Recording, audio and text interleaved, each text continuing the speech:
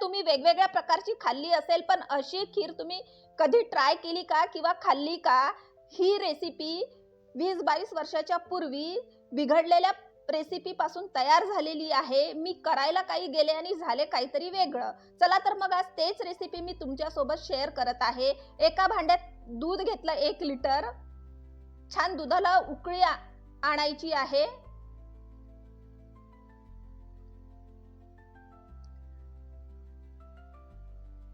दुधाला उकळी येतपर्यंत आपण पनीर किसून घेऊ. पनीर छान बारीक असं किसून घ्यायचं आहे. पनीर पासूनच मी काहीतरी वेगळी रेसिपी तयार करायला गेले आणि झालं काहीतरी वेगळीच रेसिपी. आणि ही रेसिपी इतकी टेस्टी झाली की तुम्हाला काय सांगू. सगळ्यांना खूप आवडली ही रेसिपी. छान पनीर किसून झालं. आता हाताच्या मदतीने छान त्याला मॅश करून घ्यायचं आहे, फेटून घ्यायचं आहे पनीरला.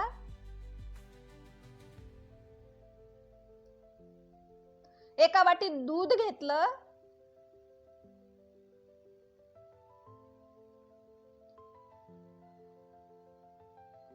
उकळलेलं दूध घ्यायचं आहे, गरम दूध.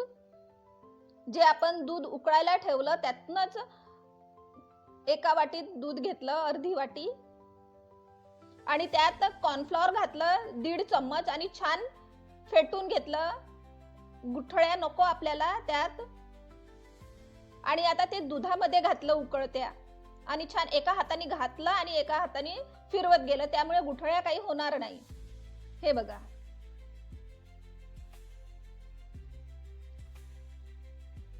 आता ते फेटलेलं पनीर घातलं त्यात, छान मॅश केलेलं, ते पण छान फिरवून घेतलं.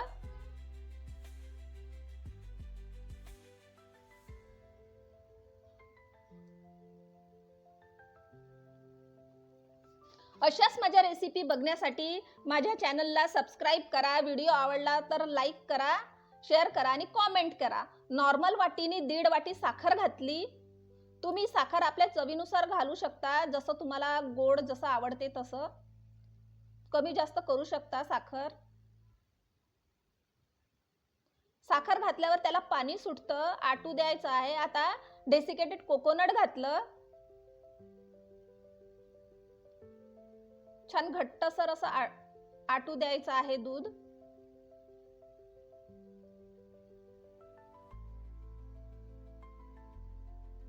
हे बघा.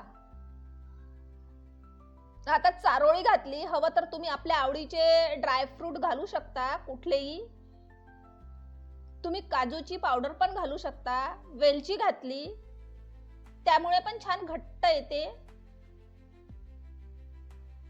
ऑलमोस्ट आपली खीर तयार आहे. हे बघा किती सुंदर खीर झाली आहे आणि खायला खूप टेस्टी लागते, कलाकंद सारखी.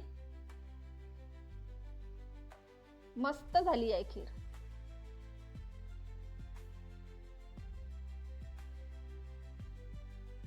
आता आपण सर्व करू. Ready to serve. खायला तयार आपली खीर.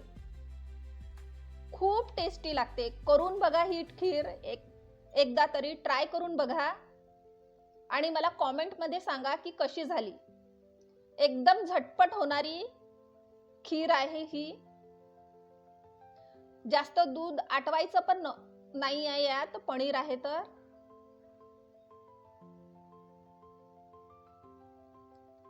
करून बघा आणि एन्जॉय करा. बाय.